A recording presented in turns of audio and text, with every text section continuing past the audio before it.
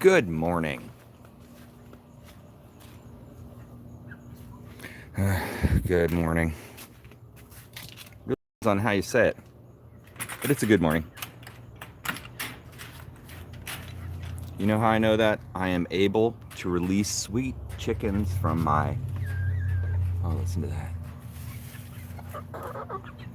Hello, guys. Girls, sorry.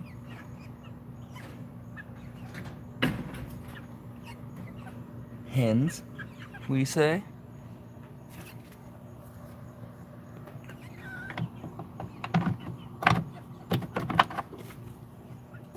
Okay.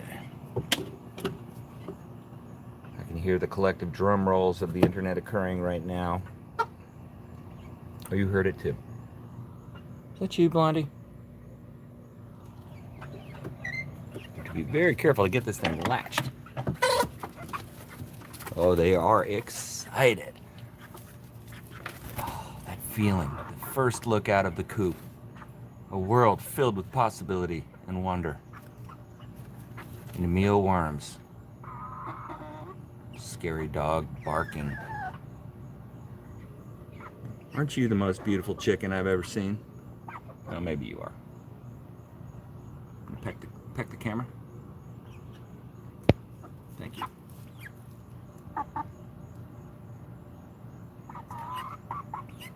Man, I love having chickens.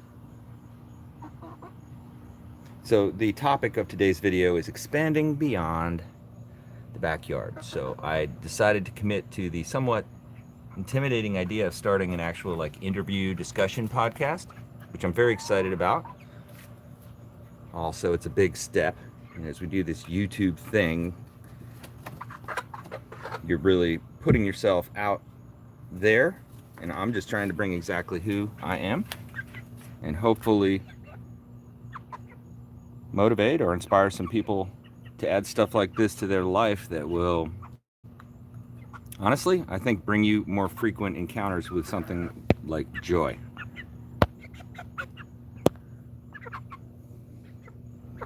You are so sweet. These chickens are so gentle. See, they're even gently peck the phone. Now, you put a ripe brown turkey fig and you're going to see an aggressive chicken. But it's all directed right at the fig. Are you trying to eat my leg here again?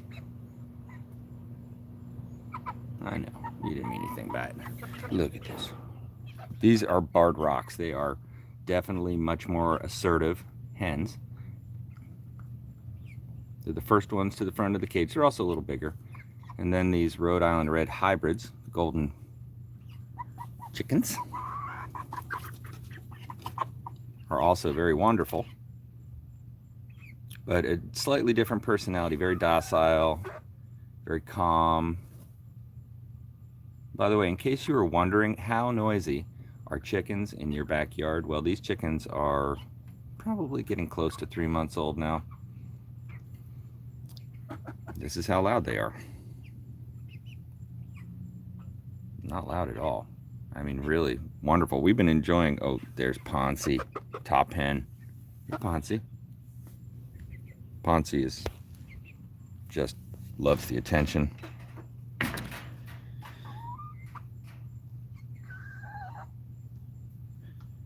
But their personalities are excellent. I find myself out here enjoying them all the time, all of them, all the time. And we did actually have one rooster. That's why we got more chickens than planned to keep, was because we expected we might get a rooster or two, or one might not make it. But turns out we were able to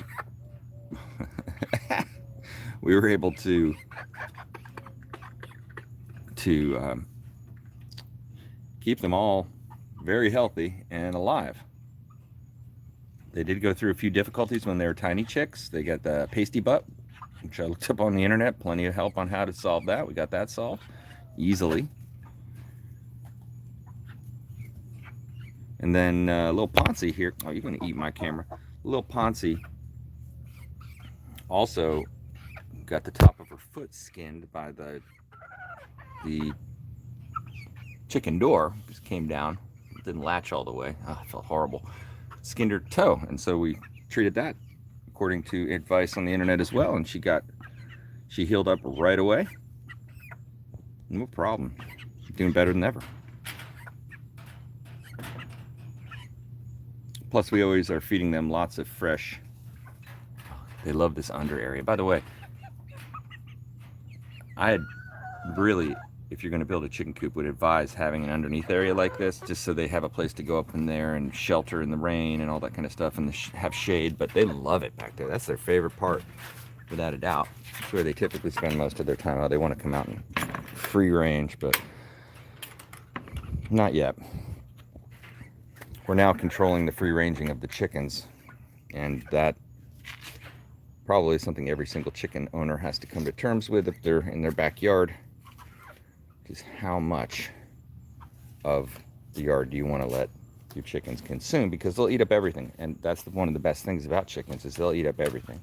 So any scraps you have in your kitchen, like lettuce leaves or celery ends or anything like that type of stuff, you throw it out there, they will eat every bit of it and love it. A lot of people just feed their chickens mostly food waste, and you can honestly get it down to something like a penny a day to feed a chicken, to feed many chickens. And I actually need to fill their feed up. I noticed that they do eat a lot of feed, but I wouldn't have to. I mean, in terms of if you're feeding them crumble or regular chicken food. I built the side of this coop for easy access. All right, let's see. I hope we don't have a chicken fall, which is like a waterfall, but it's instead of water, it's chicken. There we go. Oh, no chickens in there. Okay, yeah. So you can see that's their feed system. A little low. There we go. A little low, but still enough. I got to refill that today. Yes, I see. Your chicken food is getting low. That's their crumble, which is a type of chicken food that I get at, I actually get it at Tractor Supply. There's a few here locally. That's where I got these chickens too. Not sponsored by Tractor Supply. But man, we find ourselves going there a lot. This chicken coop has just been wonderful. There you go. That's the first spider web I've walked into of the day. Got that going. That was excellent. Oh, look, Jack's oaken staff. Wish there was a way to mute the audio on the live streams, so you could do something like clear your throat or whatever. All right, look at this.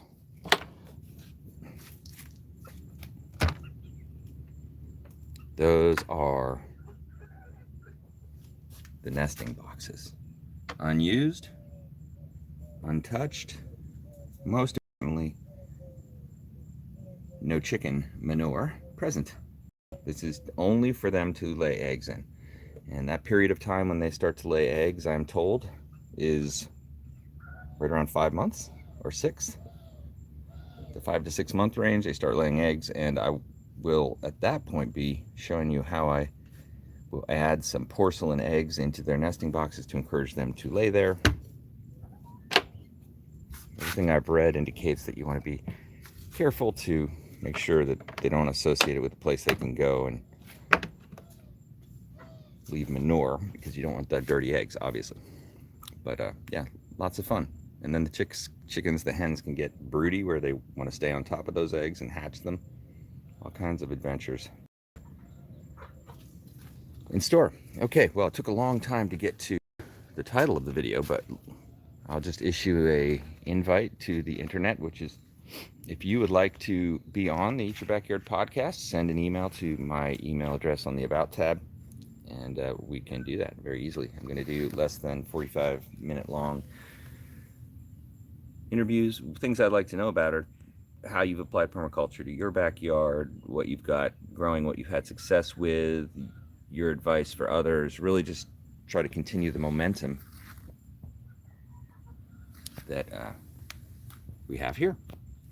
Look at this. This is a moringa tree, which I planted here recently. And the funny thing is, it was much larger. We let the chickens out. They came right to it and chowed it. They took off the head. But if you know moringa trees, you know that just encourages them to grow more. But we're going to protect this guy. That's why I'm not letting him out to free range, because I know what you're going to do, chickie.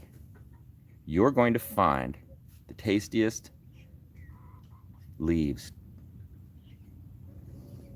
And who can blame them? And this is one of the tastiest leaves. This is the moringa, the tree of life. High nutrient. Get it in your yard. It's so easy. So easy. You can get a pack of moringa seeds anywhere. There's links. I'll try to remember to put a link in this video. You know, like a pack of moringa seeds that you would eat, and just take a few of them and de-shell them. I've got some videos I'll put a link to in this video up the top, so hopefully you'll see it like right there. The link to the how to grow a moringa tree. Super easy. You just shell the seed, plant it, water it, and it does the rest. And you can eat the leaves, you can eat the seeds that are produced in what they call drumsticks, or some people call it the drumstick tree.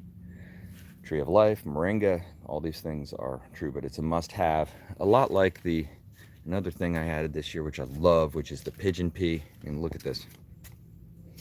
And now it's interesting because it's got the leaf miner ants on it, or leaf ants mining that other bug. So there's an ant farm going on this one, which I will allow to simply occur. And we also got some caterpillars. I could mitigate that with some dish detergent stuff, which I'm thinking about, but for now I'll let it happen. We also had some caterpillars that got on here. As you can see, they tore up the leaves, and so Jack and I went and found them all over the course of a couple of days, and we fed them all to the chickens. See, they see me going by this pigeon pea, and they think maybe there's going to be a tasty green worm tossed into the cage, but not today. I don't see any more worms, which is good. And they've kind of stopped eating the pigeon pea, but these pigeon peas are very much a hallmark of effective permaculture, because you want to have plants like this, which are like pioneer plants that are very easy to grow, that provide structure, they provide fruit, they provide return nutrients to your yard through chop and drop practices, all those things. And you can see I planted a bunch of them along here. All these just simply grown from a handful of pigeon peas given to me by a friend. Every one of these, I just had like 16 pigeon pea seeds. Every single one of them sprouted, and they just are so easy to grow. My advice so far, being a newbie at growing pigeon peas, is the least amount of effort is the best practice here. Probably very little fertilizer is required. Just keep them watered.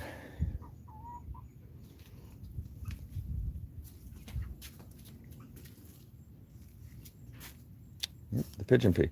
And of course, even though I cleared out this whole banana grove, and you can watch the banana grove video I just released at the final removal of, I had massive banana grove here where these chickens are now. Moved it, but no matter what you do, you have little pieces of banana stump. If you have a variety like this red musa, up it comes. So I've got banana sprouts now growing all over, which is excellent. That means I can then dig these up and transplant them other places. They'll take very well to that practice. And you can see there's another one. There's another one. So certainly lots of banana pups to harvest back here. I'm going to get on that. And one of the cool principles of permaculture I've been thinking about a lot lately, you know, there are 12 principles involved in permaculture, and I've got a cool video on that one too. I'll link here. Is to utilize edge spaces. So this is an edge space in my yard against my neighbor's fence, which is why I'll kind of quiet down a little bit and look at what I've done here. This is a brown turkey fig grown from a cutting.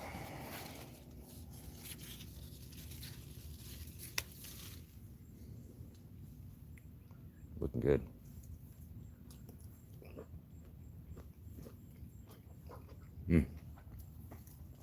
So good. Incredible.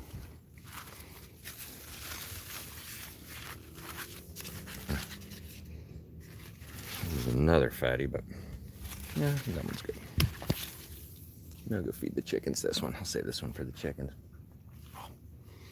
Hope you can see the little Barbados cherry flower here. Really cool little flowers. And this thing's just been raining down Barbados cherries, but I don't see any right now.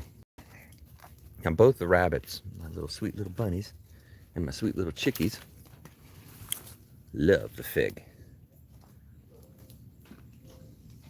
Hey guys. Oh, you're pacing now. You know what I've got for you. You know. How do you know? Chicken brain is so small, yet you know. What do we have here? Oh, you got it. You got it.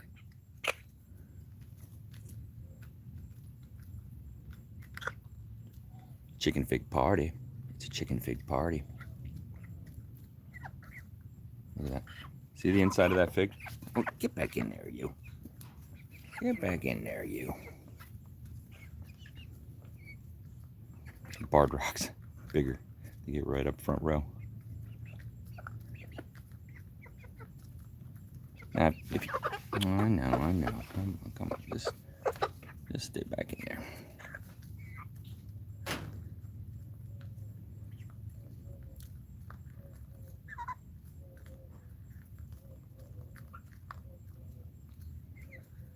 So this is the kind of stuff we're doing every day now.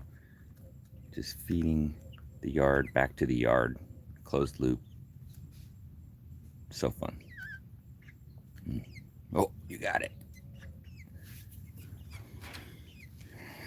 So calm down. They definitely were anticipating the fig.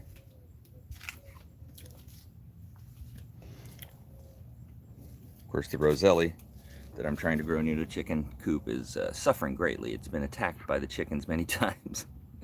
And who could blame them? Again, it's delicious. The Roselli leaf is highly edible. What? But this one getting destroyed. We've got some others that are doing quite well. No problem. We don't really have our chicken fence situation 100 yet. What I need to do is certainly get a fence around, just a little bit of chicken wire around this area so that they can free graze back in there. And we don't have to worry as much about them annihilating, decimating, destroying all vegetation they encounter. Because all they want to do is just turn it into delicious eggs. Here's another thing. When do we, if you know this, let me know, please, in the comments. I'd appreciate it. When do we add oyster shell supplements or calcium supplements to help them with their egg production? I know I've got to do that. It's a very inexpensive supplement to give them that helps them.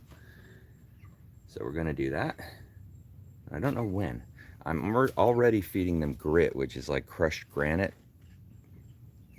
And that helps them digest. They store that in their gizzard, apparently, and use it to digest food. And the gizzard is this organ in the front of their neck that you can kind of feel. Apparently the grit goes in there and it helps them to their digestive process. So we like to keep all the digestive processes functioning, right?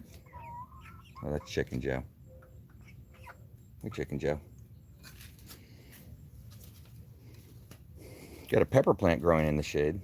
This I'm going to call the pathetic pepper plant because I just have not had great success growing peppers, but maybe this is the key. Grow them in the shade. In Florida, they just seem to get scorched.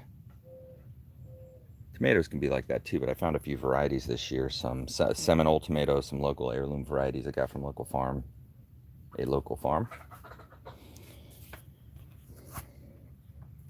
So who knows? And here's the banana grove I talked about earlier, transplanted into the new location. Doing really well. I just made a video about this. These are worm castings. That's all worm manure. That is one of the richest bounties possible. I'm really deciding what I'm going to do with it. I think I might create a little vegetable garden, try to grow some summer crops in some edge areas like maybe okra or things like that. We'll see. I always try to live up to the name of the channel, which is Eat Your Backyard. And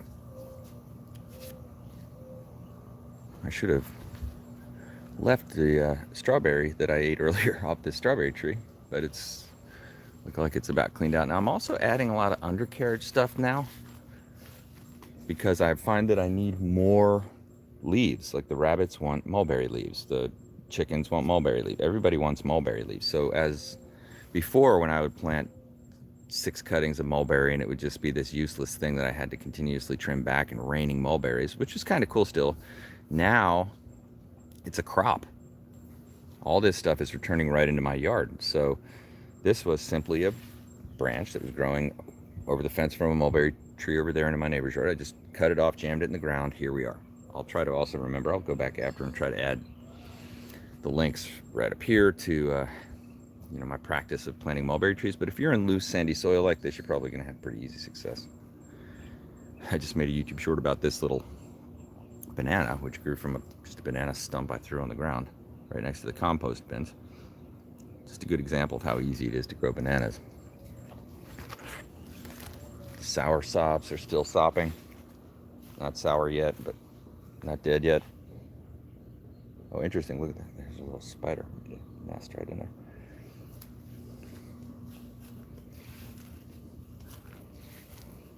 Everything just cranking along. But remember, if you are interested in being on the podcast and you have a food forest going, or you're growing stuff related to permaculture practices, please send me an email. And by the way, please hit the thumbs up on this video if you like it. That helps me know I should do more of these.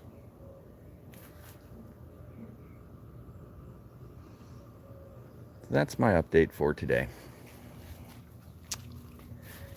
Here's another kind of mulberry. This is Persian mulberry. I covered these things a lot, but you can see the growth. If you stay with the channel, you see that these things, what you can expect, and this is not a year old. This is, less than a year.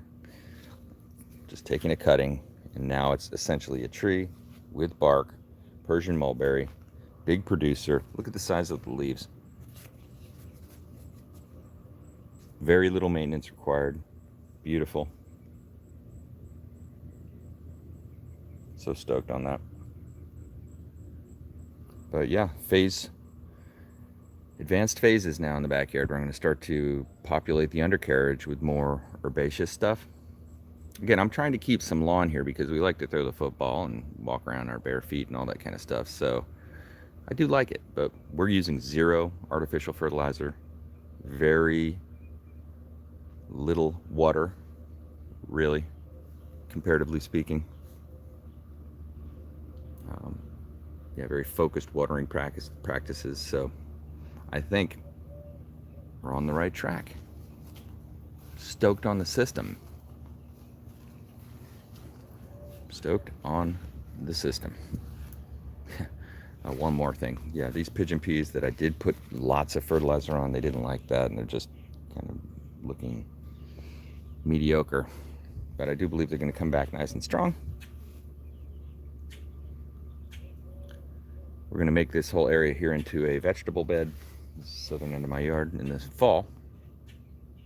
And the carrots that we had back here are actually doing really great. The chickens came back and again destroyed them, but we've been restricting the chickens. Now they're starting to come back. They'll come back beautifully. They love the fertilizer, by the way, the rabbit manure. I'd say quickly that if you are, oh, look, a little Suriname cherry growing there. No, that's no Suriname. We got 2 moringas growing right there too. That the fertilizers now that I have available are being produced by my yard include the chop and drop stuff first, which is the easiest, but second of all, the rabbit manure, which is a cold manure, they call it, because you can apply it directly to your plants. It won't burn things. It's ready to go, which is why rabbit manure is the choice of all who know, which is why we should all have some sweet, sweet buns in our life.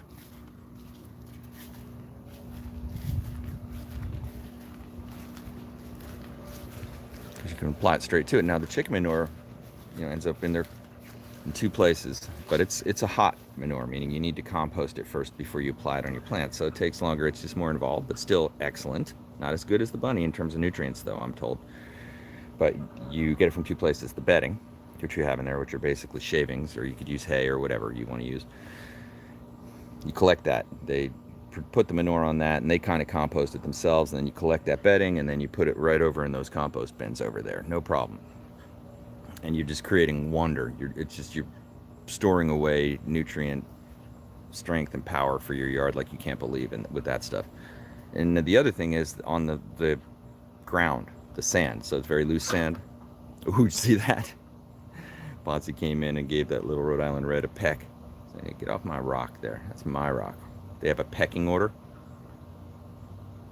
It's very interesting, but they very rarely peck each other. These chickens are very kind of well adjusted, and they have enough space so they don't need to fight for space. So very, very cool. But anyway, the other place to get the manure from the chickens is out of the sand. So we just shovel up the top layer of sand, separate it, put in sand that hasn't been used by the chickens, and then they again have a fresh sandy area, and they do it again. But you have to do that on a pretty frequent basis, just because the flies will start to congregate, and it's just black flies, so it doesn't bother me. It's not mosquitoes or anything I hate, and we've got it in a part of the yard. We don't need to really worry about it too much. By the way, the chickens will eat those black flies. All right. I think I'll go check on the buns. Why not? We've had the tarp on the cage.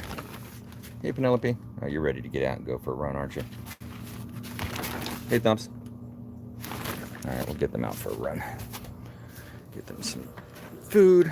Feed them some fresh veggies. All right, thanks for watching Eat Your Backyard. Please don't forget to subscribe if you're new to the channel. If not, thanks for coming back.